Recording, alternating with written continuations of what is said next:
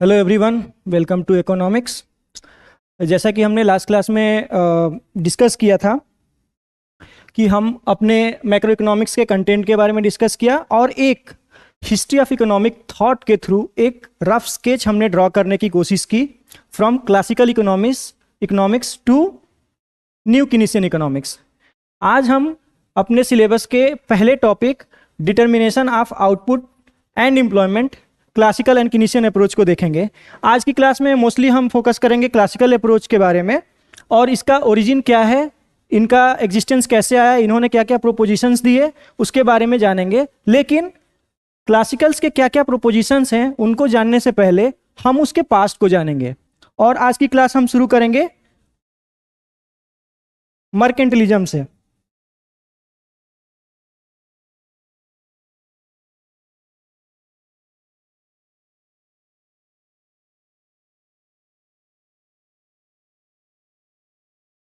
जैसा कि हमने लास्ट क्लास में डिस्कस किया था कि मर्केंटिलिज्म का जो भी टाइम पीरियड था वो 16th सेंचुरी से 18th सेंचुरी तक था। और मैं ये बता दूं कि ये जो थॉट है इसका कोई unified history of economic thought नहीं है, क्योंकि इसका पीरियड सबसे लंबा पीरियड माना जाता है। ये 16th सेंचुरी से लेके 18th सेंचुरी तक चला, लेकिन इसमें बहुत सारे इकोनॉमिक थिंकर्स थे जो अपने अपने व्यूज़ दिए। और लेकिन जिनके भी व्यूज़ थे वो मोर और लेस दो या तीन प्रोपोजिशंस पे कहीं ना कहीं मिलते थे। तो इनका सबसे पहला जो और बड़ा प्रोपोजिशन था वो था बुलियनिज्म का।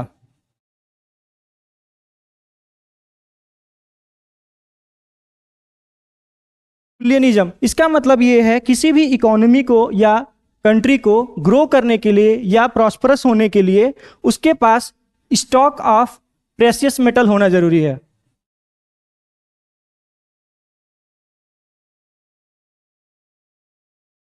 और ये स्टॉक ऑफ प्रेशियस मेटल और कुछ भी नहीं बल्कि गोल्ड और सिल्वर कॉइन होते थे।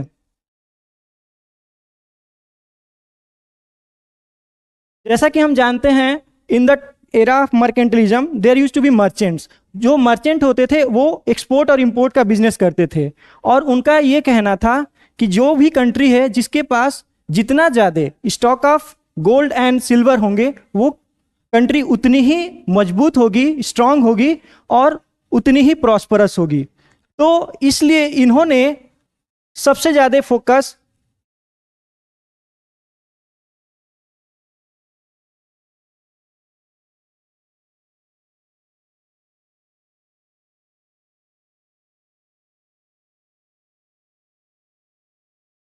फेवरेबल बैलेंस ऑफ ट्रेड में किया। फेवरेबल बैलेंस ऑफ ट्रेड क्या होता है आपने पढ़ा भी होगा, मैं बस इसको सिंप्लीफाई करने के लिए एक्सप्लेन कर दूं।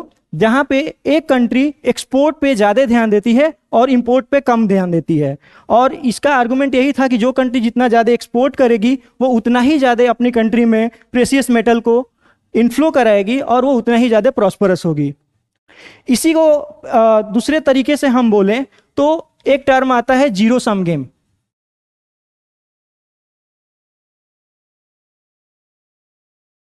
जो कि बार बार पूछता है कि जीरो सम गेम किस इकोनॉमिक थॉट से या किस स्कूल ऑफ थॉट से रिलेटेड है। तो वो है मर्केंटलिज्म से, जिसका मतलब है अगर कोई कंट्री अपने यहाँ से एक्सपोर्ट कर रही है तो वो बदले में दूसरी कंट्री से स्टॉक ऑफ प्रेशियस मेटल ले आएगी, लेकिन वो स्टॉक ऑफ प्रेशियस मेटल जो कंट्री एक्सपोर्ट कर रही है उसके यहाँ तो बढ़ेगा, लेकिन जहाँ पे वो इंपोर्ट हो रहा है सामान उस कंट्री में वो stock of gold and silver कम होगा। तो ओवरऑल जो सरप्लस है और जो डेफिसिट है उसको हम ऐड ऑन करेंगे तो वो जीरो होगा। ठीक है। और इसी के क्रम में जो मर्केंटलिज्म है उनमें एक नाम सबसे ज्यादा फेमस है, वो है थॉमस मन का।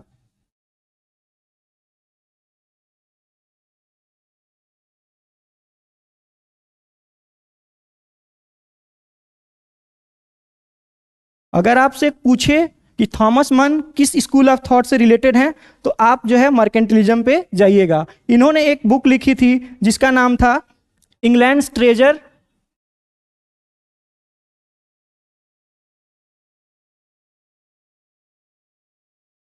Bye foreign trade.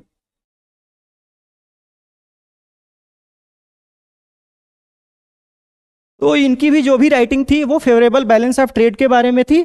ये याद रखना कि थॉमस मन जो है वो मर्केंटलिस्ट स्कूल ऑफ थॉट से रिलेटेड थे और ये इनकी बुक का नाम था।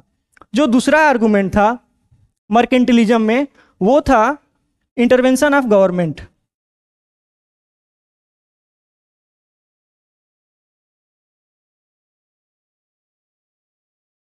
जो भी मर्केंटलिस्ट थे वो कहते थे कि गवर्नमेंट का रोल जो है डोमेस्टिक इकोनॉमी को बढ़ाने में ज़्यादा रहना चाहिए। वो चाहते थे कि होम इंडस्ट्री जो है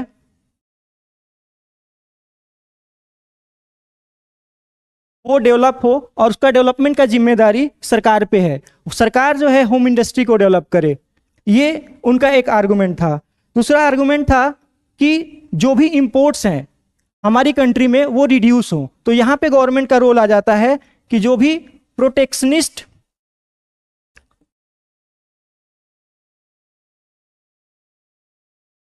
रेगुलेशंस हैं,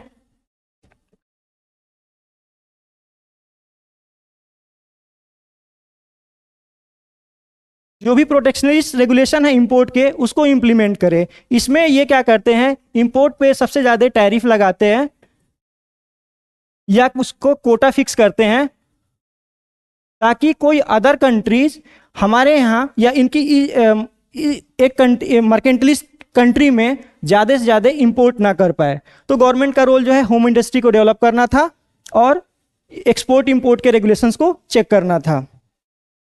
और तीसरा लास्ट रिस्पॉन्सिबिलिटी था टू डेवलप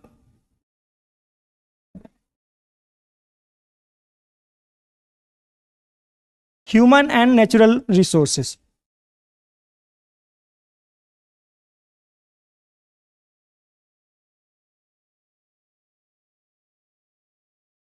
ये तीन आर्गुमेंट जो है मर्केंटलिस्ट के थे in favour of government intervention. तो ओवरऑल हम कह सकते हैं कि जो भी मर्केंटलिस्ट थॉट था उनका कहना ये था कि जो भी क्वांटिटी ऑफ प्रेशियस मेटल है जिसके पास ज़्यादा होगा वो कंट्री उतना ही स्ट्रांग होगी, और जितना ज़्यादा आपके पास स्टॉक ऑफ मेटल होगा, प्रेशियस मेटल होगा, आप उतने ही वेल्दी होंगे। जब आप जितने ही वेल्दी होंगे इन अ सेंस आप रिच होंगे। आप रिच होंगे तो आपके पास इनकम ज़्यादा है, इनकम ज़्यादा होगी तो आप डिमांड को ज़्यादा करेंगे। जब आप डिमांड को ज़्यादा करेंगे तो गवर्नमेंट का क्या काम होगा, उन प्रोडक्ट्स को प्रोड्यूस कराना। तो यहाँ पे आपका जो है प्रोडक्शन भी होगा, आउटपुट भी प्रोड्यूस होगा।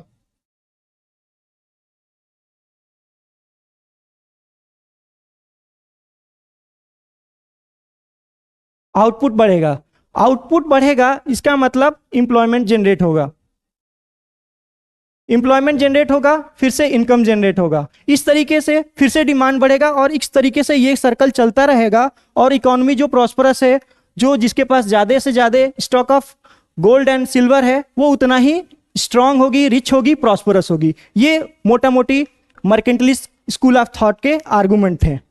इसके साथ साथ मर्केंटलिस्ट स्कूल ऑफ थॉट के कुछ क्रिटिसिज्म थे।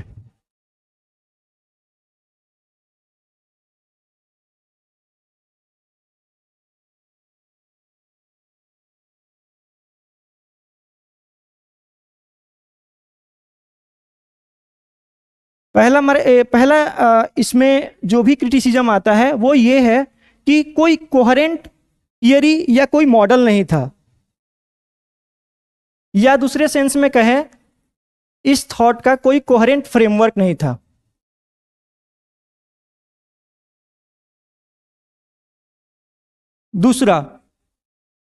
दूसरा ये है, हम इसको समझने की कोशिश करेंगे। एक आर्गुमेंट है प्राइस स्पेसी फ्लो।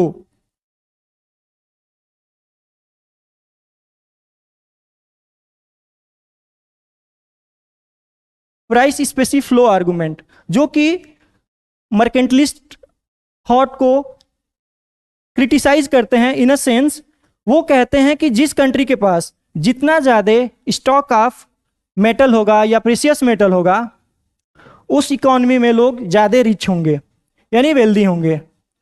जो लोग वेल्दी होंगे वो लोग डिमांड करेंगे, डिमांड करेंगे तो क्या होगा कि उनके जो भी प्रोडक्ट हैं उनके प्राइसेस बढ़ेंगे। तो इस तरीके से हम कह लें कि जो कंट्री जिसके पास ज़्यादा स्टॉक ऑफ प्रेशियस मेटल है, वो ज़्यादा रिच है, ज़्यादा वेल्दी है, उसके पास डिमांड ज़्यादा है और सप्लाई उतना नहीं होगा, तो वो ऑब्वियस है कि उसके पास जो है इन्फ्लेशन आनी ही आनी है। तो ये आर्गुमेंट जो है डेविड ह्यूम ने दिया था।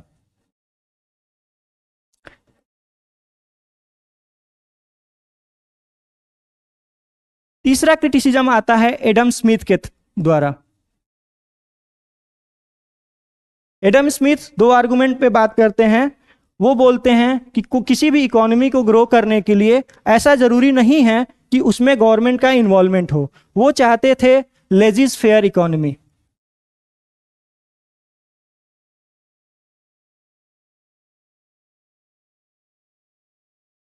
जहां पे इन्होंने बोला कि गवर्नमेंट का रोल मार्केट में कोई नहीं, कुछ भी, जहां पे ये बोलते थे कि मार्केट में गवर्नमेंट का रोल कुछ भी नहीं होना चाहिए। वो कहते थे कि मार्केट अपने एक नेचुरल मार्केट एडजस्टमेंट मैकेनिज्म पे काम करेगा, और जब सारे लोग अपने सेल्फ इंटरेस्ट के बारे में सोचेंगे तो थ्रू इनविजिबल हैंड अपने आप इकोनॉमी के लिए वो सोशल बेनिफिट या इकोनॉमिक जो है वो प्रॉस्परस होगी। दूसरा आर्गुमेंट उन्होंने बोला कि ये जरूरी नहीं है किसी भी इकोनॉमी को कि वो रिस्ट्रिक्टिव ट्रेड पॉलिसी अपनाए। इन्होंने फ्री ट्रेड के बारे में बात की। सो ये हमारा मर्केंटलिज्म स्कूल ऑफ थॉट के बारे में थोड़ा सा बोले कोहेरेंट और डिटेल डिस्कशन था। इसमें एक दो बातें मैं और बता दूं, वो शायद इंपॉर्टेंट है। जो मर्केंटलिज्म टर्म है, वो टर्म एडम स्मिथ ने दिया 1776 में, और ये टर्म पहली बार यूज हुआ इनकी बुक वेल्थ ऑफ नेशन में। ये कभी कभी पूछ देता है एग्जाम्स में कि मर्केंटलिस्ट टर्म किसने दिया, तो ये हमें याद रहना चाहिए, ये एडम स्मिथ के द्वारा दिया गया था। यहाँ तक हमने डिस्कस किया मर्केंटलिज्म के बारे में। इसके बाद हमने मर्केंटलिस्ट इकोनॉमिक थॉट को के क्रिटिसिज्म को भी देखा। आगे हम बात करेंगे क्लासिकल इकोनॉमिक्स के बारे में।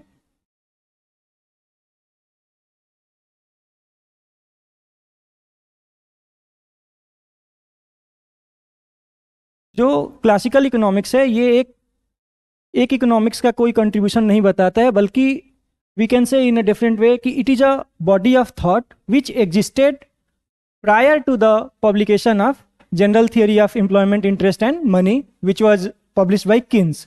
सो we can say the period for classical economics is from 1776 to 1936। ठीक है। क्लासिकल इकोनॉमिक्स का पहला आर्गुमेंट ये था कि जो भी इकोनॉमी है वो हमेशा फुल एम्प्लॉयमेंट में होगी।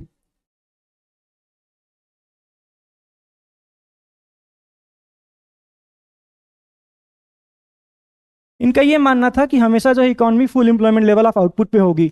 लेकिन कभी इन्होंने ये भी नहीं बोला कि इकोनॉमी फुल एम्प्लॉयमेंट लेवल से हटेगी नहीं या वहां से मिसप्लेस नहीं होगी। वो लोग जानते थे कि वो अपने इक्विलिब्रियम लेवल से डाइवर्ज करेगी, बट उनका बिलीफ था कि there will be a natural market adjustment mechanism जो काम करेगा और अपने आप से इकोनॉमी जो है full level of employment level पे आ जाएगी, full employment level of output पे आ जाएगी। तो सवाल ये आता है, अगर क्लासिकल सही थे तो गवर्नमेंट का रोल क्या है? गवर्नमेंट का कोई रोल नहीं है। फिर इन्होंने बोला there should be no intervention of government because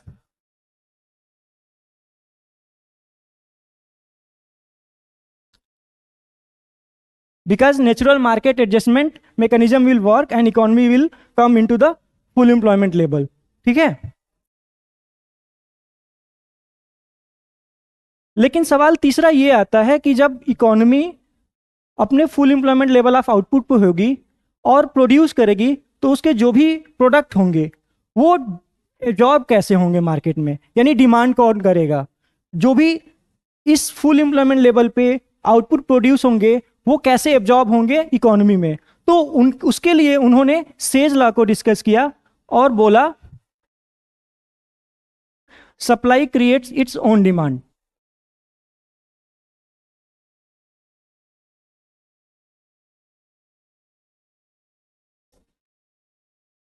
और इसके बारे में बस इन्होंने बोला कि जो भी इकोनॉमी प्रोड्यूस करेगी वो इकोनॉमी में अपने आप एक मार्केट ढूंढ लेगी और वो प्रोडक्ट अपने आप जो है एब्जॉर्ब हो जाएगा।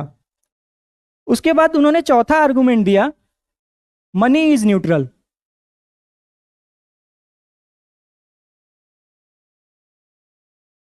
इसका मतलब ये था कि there is no impact of monetary sector on the real sector. इसको हम डिटेल में पढ़ेंगे, बस अभी के लिए मान लिया जाए यही कि there is the only role of money is the exchange, there is no other role of money in the economy. To understand the classical model, we should divide the economy in two sectors. तो classical economist ने economy को दो भागों में बांटा, एक जो है रियल इकोनॉमी और दूसरी जो है monetary economy.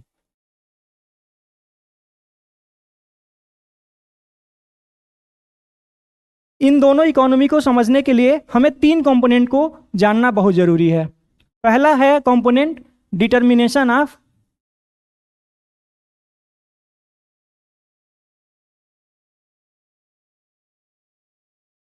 Output and employment.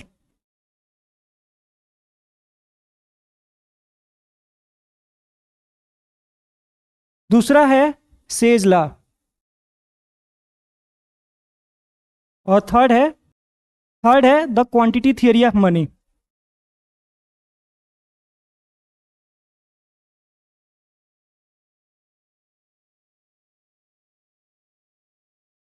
तो ये जो दो कंपोनेंट हैं इसमें हम ये जानेंगे कि in the economy how real variables are determined, और we can say how the equilibrium level of real variables can be determined.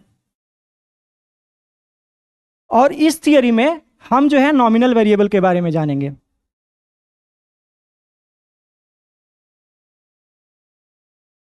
तो यहाँ पे दो क्वेश्चन है। पहला क्वेश्चन ये है कि रियल वेरिएबल है क्या। क्लासिकल इकोनॉमी में रियल वेरिएबल जो है हमेशा जो है output, employment, real veg, real rate of interest, उसके बारे में हम बात करते हैं। जब भी नॉमिनल वेरिएबल के बारे में बात करते हैं तो हम मनी और प्राइसेस के बारे में बात करते हैं। ठीक है, इस तरीके से हम कह सकते हैं जो क्लासिकल्स हैं या क्लासिकल इकोनॉमी जो है वो दो कंपार्टमेंट या दो सेक्टर में बटी हुई है। ठीक है,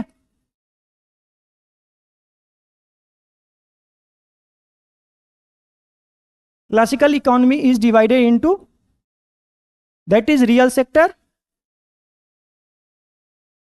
and monetary sector.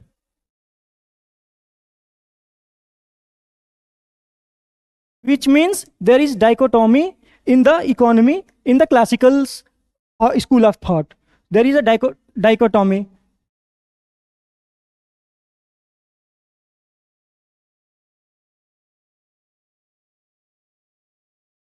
There is a dichotomy in the economy, which means whatever will happen in monetary sector, it is not going to influence the real sector, and whatever happening in real sector, it is not going to impact the monetary variables in the economy. हाँ, कभी कभी exam में dichotomy in the economy का मतलब पूछता है। इसका बस मतलब यही है कि जो भी वेरिएबल्स रियल सेक्टर में हैं, जो भी चीज़ें हो रही हैं रियल सेक्टर में, वो मॉनेटरी सेक्टर्स को इम्पैक्ट नहीं करती हैं, और जो इकोनॉमी है वो दो भागों में या दो पार्ट में बटी हुई है। इसी को जो है डाइकोटॉमी इन द इकोनॉमी बोलते हैं, जो कि क्लासिकल्स का मानना था।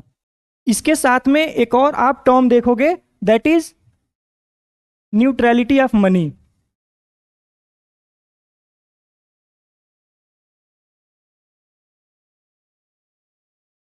न्यूट्रलिटी ऑफ मनी को हम और डिटेल में डिस्कस करेंगे जब हम क्वांटिटी थियरी ऑफ मनी को आगे पढ़ेंगे या डिस्कस करेंगे। इसका बस मतलब यही है कि जो भी प्राइसेस मॉनेटरी सेक्टर में बढ़ रहे हैं वो जो है due to wage and price flexibility, उनका impact in the real term zero होगा।